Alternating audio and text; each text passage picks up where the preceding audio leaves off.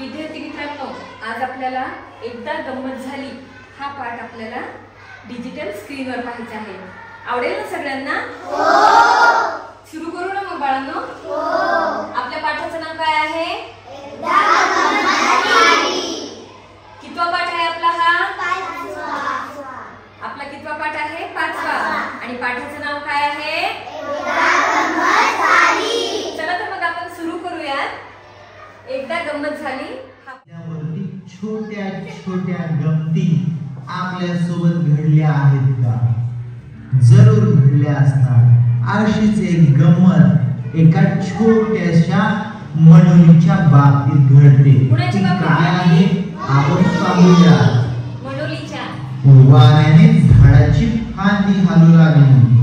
खिडकीत बसलेली मनोली फांदीकडे बघू लागली. वारा अंगावर झेलू लागली. गारगार वाऱ्याच्या झुळकेने मनोली सुखावली. मिटली, पापणी उघडली.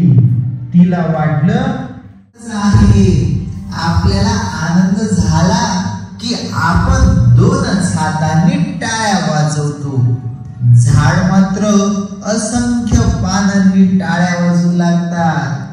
मनोली होती दंग. तिला दिसला पतंग.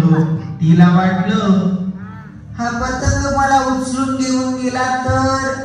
केवढं हे पिंपळाचं झाड आणि काय त्याचा पसारा. झाडांच्या उंच उंच शेंड्यांवर हिरवीगार टोकदार पानं.